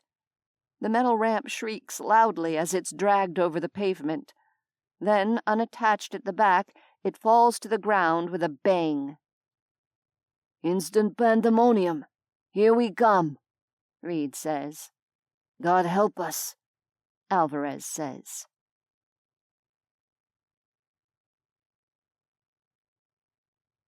"33. Endure." Jessica. "Steph!" A wail of grief breaks out of me as I watch a zombie sink its teeth into the immobile flesh of her arm. "Steph!" What happened to her? Someone shot her, yes, but that's not what grabs my attention. Her clothes have been ripped. Her jeans are down around her knees. Someone tried to rape her. I know this instantly. One of Rosario's fucking assholes tried to rape her. My compliance hadn't been enough to protect her. And now they intend to hurt Bella. I watch as she's dragged into a nearby RV and thrown inside. No. Fucking way. No man is going to lay a finger on that girl. And the rest of those assholes are not going to hunt Alvarez down like an animal. Not on my watch. I don't care who I have to kill to save him. Time for Fort Ross to burn. I have no plan beyond fire. It's my primary weapon, and I have every intention of using it. Fingers shaking, I dump the contents of the fire-starting box onto the passenger seat. It's covered with a dirty lambskin seat cover. It should go up like a torch. I fumble with the matches. My hands shake with fury, and I drop half of them in my haste. The door to the RV rattles. What the fuck? Don't they have enough entertainment? I have just enough time to shove the box under the front seat when Joe Dirt climbs inside. "It's your lucky day, girlie. I helped capture those prisoners out there. Mr. Rosario has given me some time off. I have all day." The way he drawls those last two words is a promise of slow torture. I resist the urge to back away like a cornered animal. Alvarez, Steph, Bella. I repeat their names in my head like a mantra. They anchor my feet in place and help me hang on to my sanity. My timing has to be perfect. I'm only going to have one chance at this. My door opens a second time. Another man steps inside. I name him Bad Teeth. This one hasn't been to see me yet. He scowls at Joe Dirt. "What the fuck? You had your turn yesterday." So what? Joe Dirt shoots back. I got here first. Well, hurry the fuck up. One of those bitches in the kitchen found some enchilada sauce. She's making stewed chicken. I'll take my sweet time and you can wait your fucking turn. I resist the urge to attack both these assholes with my bare hands. I want to scratch off their faces and rip out their hearts. Adrenaline beats so hard in my temples that I'm half convinced I can do it. But 2 against 1 has never been good odds, even if I do have righteous fury on my side. I have one shot to scorch every last fucker in this place to ash. I can't risk that chance by acting preemptively. Joe Dirt and Bad Teeth argue for another 30 seconds. I ease close to the window over the sink. Both men turn as the window slides shut. I give them both a flat stare as I pull the curtain closed. Come back when I'm finished. Joe Dirt plants his foot in Bad Teeth's stomach and kicks him backward. The other man yelps as he tumbles backward onto the ground. I turn my back to Joe Dirt as he closes the door and locks it from the inside. He chuckles as I work my way around the RV, systematically closing each window and drawing the curtains. The rattle of his belt buckle makes my teeth grind. The clump of his shoes makes me want to stab something.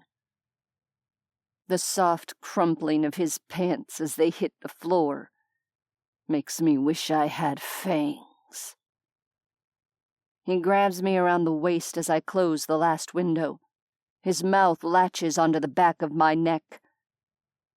Looking for a little privacy with me, His teeth nip at my nape. Each bite feels like poison. I spin around to face him. I don't smile. I don't pretend. I glare at him with every shred of fury contained in my body. He chuckles softly and palms my breast. I like feisty women. You can fight me if you want. My nostrils flare. I can't fuck this up. One chance. One chance is all I have. I let him crab walk me back onto the mattress. The cheap springs creak as he pushes me onto it.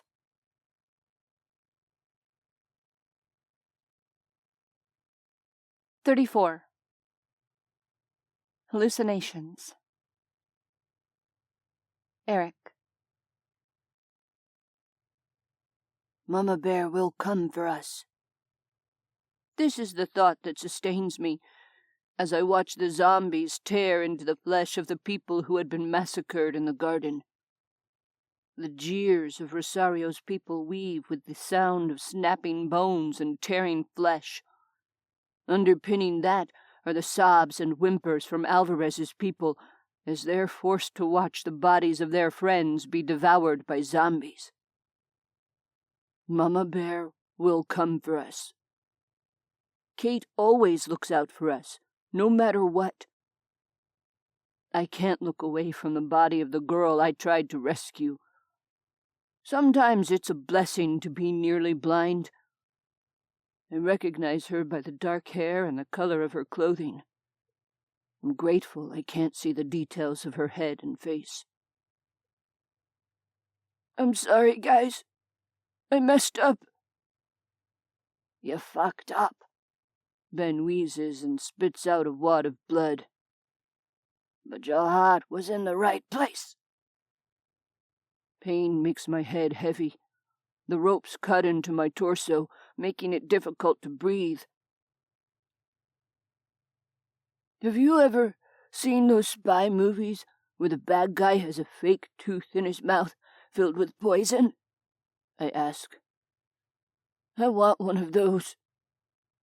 Stay alert, Ben replies. Be ready for Kate's offensive. Ben's voice is rock hard with certainty. She's always at her best when those she loves are threatened.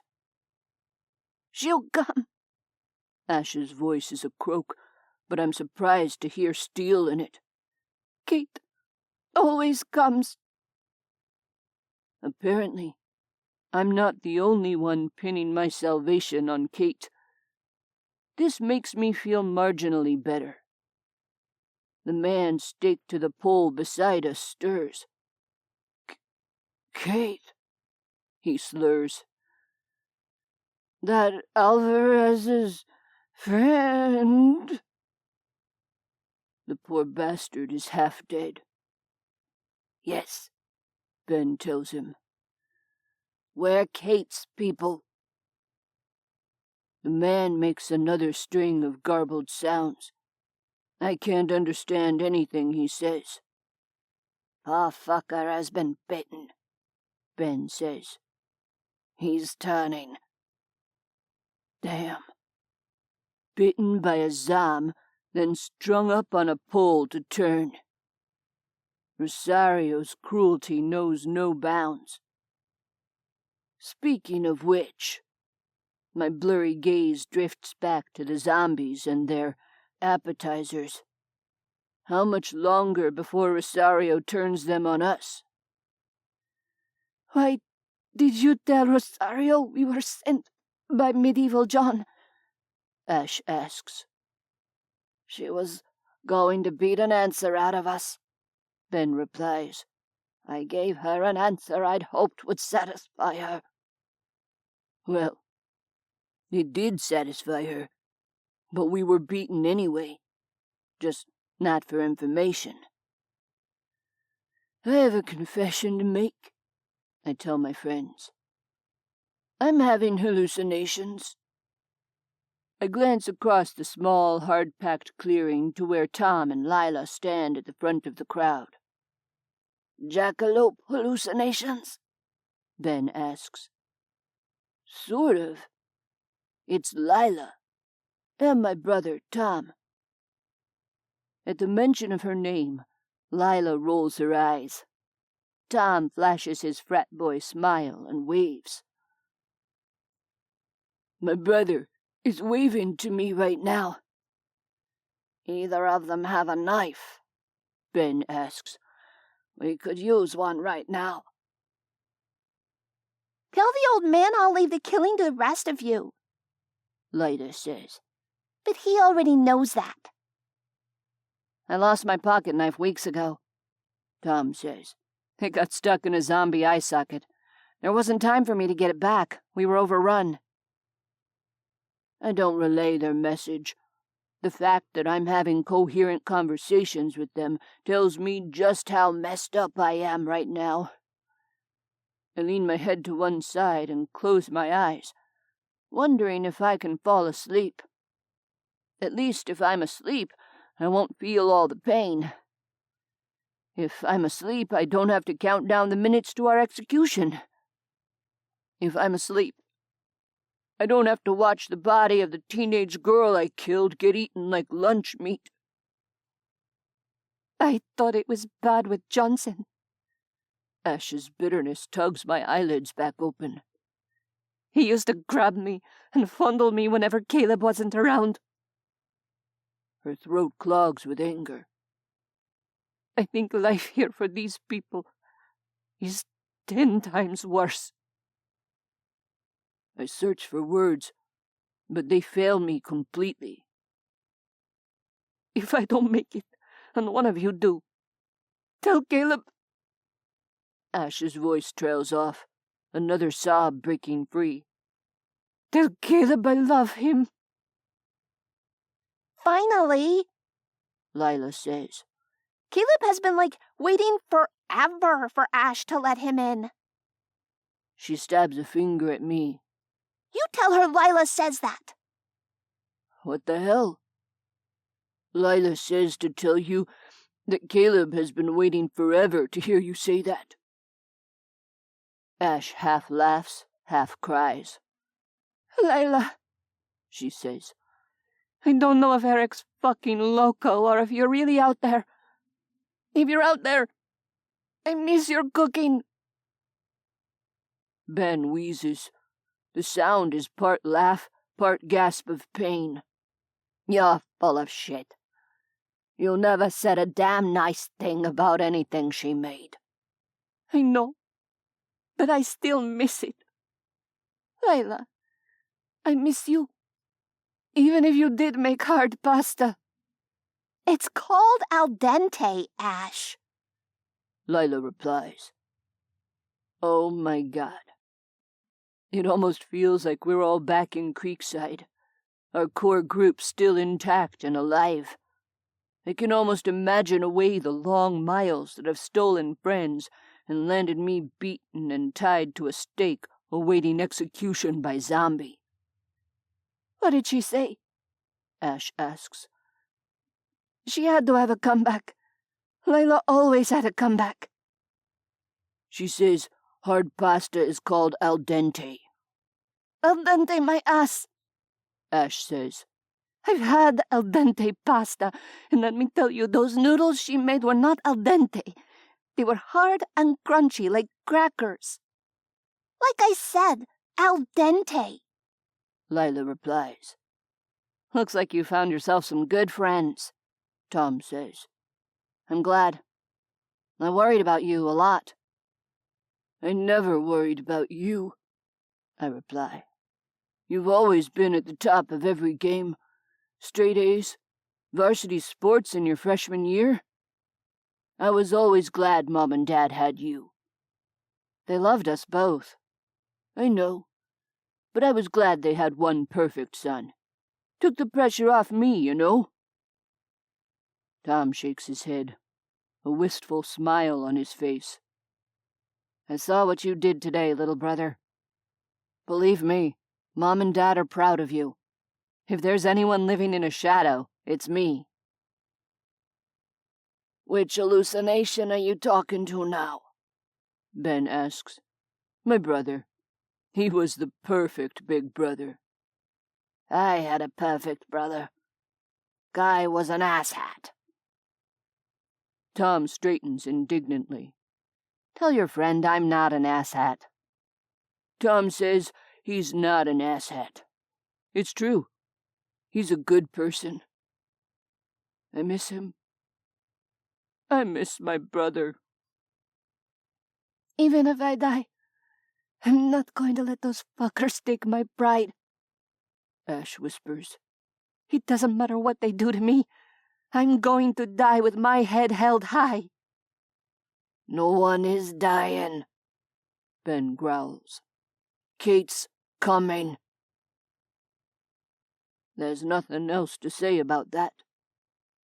Lila and Tom try to prod me into talking, but I'm too beaten down to carry on any more conversation.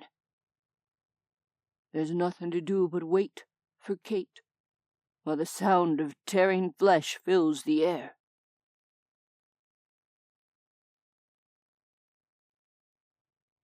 "35. Serve. Jessica. I endure. For Bella. For Steph. For Alvarez. I endure for them. Hell, I even endure for Sean.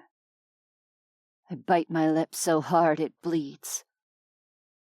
I watch Joe Dirt's face, waiting for the moment. I wait for the orgasm to build in him, for his nasty eyes to roll back into his head. My hand closes around the tennis racket I slid between the wall and the mattress. One strike. I have to do this in one strike. I grip the handle of the racket like it's my last lifeline. Joe Dirt groans with pleasure. His eyes flutter shut. I seize the instant.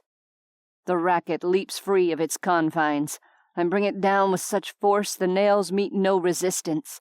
They puncture his forehead and the top of his skull. All those years of playing tennis with those bitchy moms tumbles to bloody fruition.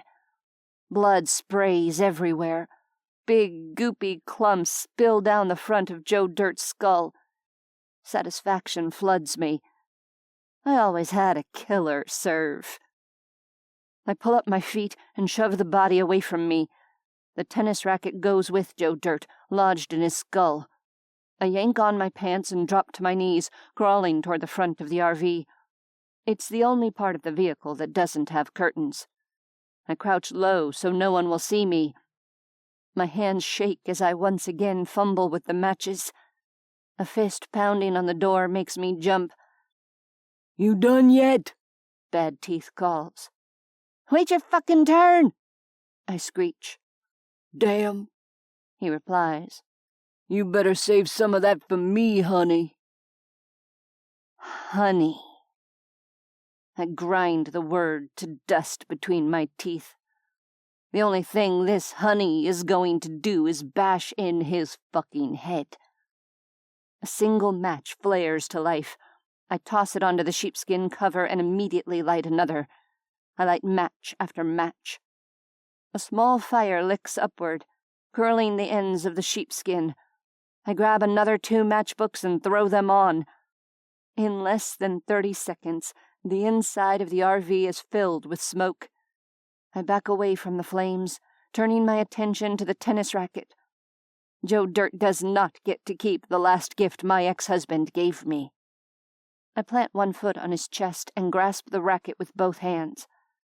"God damn it," I hiss. The damn thing is wedged tight. "Hey, what's going on in there?" Bad Teeth pounds on the door. "Mitch, you okay? I see fire in the front seat." The door rattles. In a crackling rush, the entire passenger seat goes up in flames. Another finger of flame races across the ceiling. The door vibrates as Bad Teeth begins to kick it in. "Mitch!" he yells. "Mitch! Guys, something's—" A huge boom rips through the fort. The floor beneath my feet shakes from the force. Alvarez. He's come back for his people. I know without a doubt. The heat of the fire crackles over my head as it continues to spider across the ceiling. I let loose an animalistic scream, my knuckles white around the handle of the tennis racket. It comes free with a sucking sound. Bits of bone and brain matter fly loose. I stumble back a few steps. The nails in the tennis racket scrape loudly against the ceiling. I maintain my iron grip on the handle. Flames leap onto the dry strings. I don't let go. The door bursts open, kicked off its cheap alloy hinges. Bad Teeth leaps in. A half-second passes as his eyes meet mine. Confusion clouds his expression as he struggles to absorb in his dead friend and the crazy bitch standing over him with a burning tennis racket. A half-second is all he gets before my racket delivers a raging serve to his face.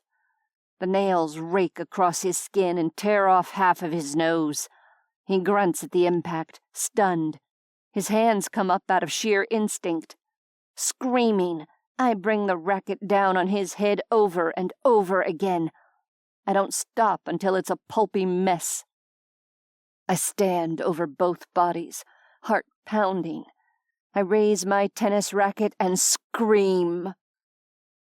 And scream and scream and scream. I scream for May. I scream for Claire. I scream for Steph and Bella. I scream for Sean. I scream for the marriage we lost. I scream for the end of the world and all the people who have died. I scream. The suffering of the world pours out of my lungs while the tiny motorhome burns all around me. Jazzy! A weak voice cuts through my incoherence. Sean. Reality crashes in around me. I realize my hand is burning.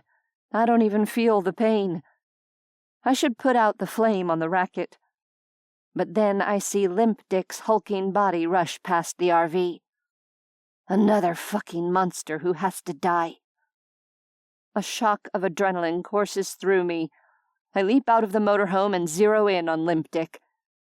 Part of the south fort wall is in pieces. Someone blew a hole in it. Fire crackles along the edges, illuminating Limp Dick's silhouette. I close the 20 yards between us in a full-throttle sprint. My burning tennis racket connects with the back of his skull. He drops. I pounce. The racket comes down with a vengeance, spraying flames in every direction. Nearby patches of dry grass and weeds ignite. Pain registers as the bulky body of Limp Dick stills on the ground. I drop the racket and smother my burning fingers in the dirt. The pain is excruciating, but it's only physical pain. It's not even a pinch compared to the hell I've endured in the last 24 hours, let alone the last 2 years. I snatch it back up and sprint toward the RV where Bella is held captive. The fire is spreading. I see it on the ground, eating at small patches of grass. I see it on 2 other motorhomes. I see it rushing along the 200-year-old redwood timber. I'm peripherally aware of shouting, running, and general chaos. I barely see any of it. My eyes are locked on the big man who drags Bella out of their motorhome by gunpoint. He never sees me coming. With a shriek, I swing my nail-studded racket at the back of his head. Just like Limp Dick, he drops. I yank out the racket and deliver another blow to his temple, just to make sure he stays dead. Jessica? Bella gapes at me. And then a huge semi-truck crashes into the north wall of the fort. The force is like a bomb going off. Chunks of timber fly everywhere. One of the motorhomes is hit, the fiberglass frame crumbling under the impact. People are screaming and shouting. Guns are firing. My people are being gunned down like cattle. And then zombies flood the compound.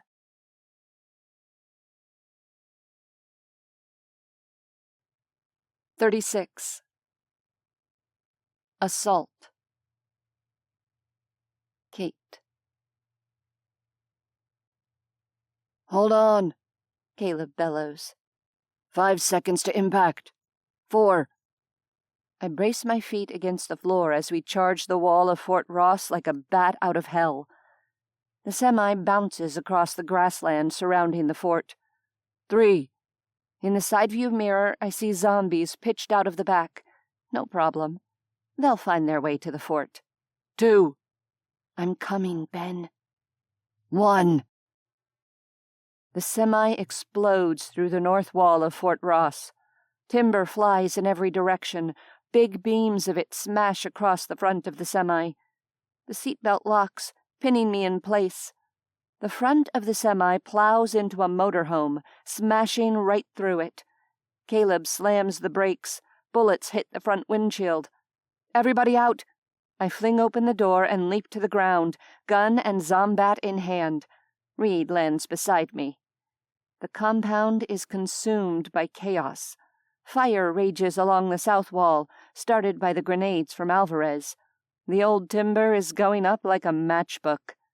Some of the zombies have already made it past the flames. They stagger through the confusion, swiping at the air as they track down prey. People of Fort Ross, Alvarez bellows. Fight! Take back your home! He disappears into the melee, guns blazing, but I still hear his voice. Fight for Fort Ross! Gunshots ring all around us. Smoke boils through the air, illuminated by the flames. I see people rally to Alvarez's war cry. They snatch weapons from their hiding places, taking up everything from frying pans to screwdrivers. A woman wielding a smoldering tennis racket streaks past us. She's a lithe figure in dark clothing with long hair. The scream she lets loose is otherworldly. It echoes with the pain of the world. She charges a large man who drags a teenage girl by the hair. She delivers a wicked sideways forehand to the back of the man's head. The side of her tennis racket connects with his skull. The man drops, releasing the teenager. The tennis player pounces. Her racket comes down again, caving in his temple. She never stops screaming. Are those nails embedded around the edge of the racket? Damn, Reed breathes. That's one badass woman. A shriek goes behind us. Zombies! Someone bellows. They've brought zombies! Come on. I grab Reed's arm. Let's find our people. The two of us race deeper into the fort. My eyes flick left and right, searching. Where would Ben and the others be? Would Rosario lock them up somewhere? Or would she string them up in a cage like medieval John? Fear claws at me. If I lose Ben, it will ruin me. He has to be alive. He has to be alive. He has to be. We burst around the side of an RV, and there they are. Ben, Ash, and Eric, all three of them in the center of the fort. They're tied to wooden stakes around an old-fashioned stone well, struggling to free themselves as the battle rages around us. A zombie canters out of the smoke, white eyes rolling. I act on instinct. My zombat comes up, smashing through the forehead with one succinct blow. Two more zombies appear, hissing as they lunge for me and Reed. I swing my club, smashing in the face of the first. Reed takes out the second one with a knife through the nose. Kate! Behind you! Ben's voice breaks through the confusion. Kate! I spin around just in time to see a familiar face appear out of the gloom. A sneering mouth, dirty blonde dreadlocks, and a shirt that says, "There's no cure for being a cunt." Jeannie. Rage ignites in my bloodstream. She has a gun in her hand, but she doesn't notice me through the shifting smoke. This is the bitch who took me and Federico captive for no good reason. She attacked Alvarez in Fort Ross. Now the bitch has my boyfriend. She has to die. I dive straight for her legs, swinging the zombat. There is a satisfying crunch of bone as my weapon connects. Jeannie cries out, her leg crumpling under the blow. Her gun goes off, but the shot goes high. I take a second swing with my zombat and knock the weapon from her hand. If life were a movie, we'd engage in some sort of verbal repartee. I'd remind her of who I was, she would insult my family, and I'd toss back another well-timed insult. Frankly, I don't have time for that shit. I don't care if Jeannie remembers me or not. I don't need to have the last word. I just need the bitch to die. As soon as she hits the ground, I strike again. I whack her ruthlessly across the face. The crack of bone registers in my senses. I hit her again. Blood sprays everywhere. I hit her a third time just to make sure the job is finished once and for all. "Janie!" Another familiar voice hits me just as a bullet grazes my left arm. Pain shoots through me, sucking all the breath from my lungs. The shock loosens the fingers around my gun. It clunks to the ground. Kate! Ben's bellow cuts through the pain. A glance in his direction shows me his eyes wide with fear. I swing back around in time to see Mr. Rosario hustling in my direction. Her large hips roll, her long cotton dress ruffling with her gait. "You hurt my Jeannie!" Spittle flies from her mouth as she charges me. I jump to my feet, tightening my grip on the zombat. My left arm throbs, but I ignore it. I glare at Rosario. She's next to die, even if she doesn't know it yet. I don't care if I have to die to get the job done. I'm not leaving her on this planet 1 second longer than necessary. She levels the gun in my direction as she runs. "You killed my Jeannie!" My hand tightens around the zombat that still drips with Jeannie's blood. Good riddance. I lunge for my fallen gun, trying to get to it before Rosario fires again. Several things happen at the same time. Caleb barrels into me, sending me in a tumble across the ground just as Rosario fires her gun. Caleb barrels into me, sending me in a tumble across the ground just as Rosario fires her gun. Caleb lands heavily on top of me. He springs to his feet and hauls me up. A second shot goes off. By the time I regain my feet, Rosario is dead. Alvarez stands over her, eyes blazing with retribution. As I watch, he fires his gun once more into her head. Then he turns to Jeannie's body and does the same thing. Our eyes meet across the carnage. He nods, then turns and disappears back into the melee. A battle between the two factions has solidified. Alvarez's people fight with the weapons they hid before the takeover, chunks of wood, wrenches, hammers, and rocks. I see one man jam a long metal pipe into the face of his attacker. Some of Alvarez's people have even managed to get their hands on firearms. Rosario's people fight back, but they're outnumbered. Zombies are everywhere, keeping everyone off balance. Even with superior firepower, it's impossible for Rosario's people to get the upper hand. "Get out, people!" Reed shouts, running forward to head off two zombies who come in our direction. Caleb and I don't need to be told twice. We race to where our people are staked to poles like Salem witches. I rush toward Ben. His face looks terrible. It's swollen, bruised, and covered with dried blood. "You're the hottest fucking thing I've ever seen," he says by way of greeting. I pull out my knife to slice away his ropes. "You scared the shit out of me." He shrugs out of the ropes. When he steps in my direction, I notice him favoring his right leg. "You scared the shit out of me," I repeat, straightening my spine as he bears down on me. "I'm sorry." He grabs me in a fierce hug, strong arms lifting me off the ground as he kisses me. Relief floods my body.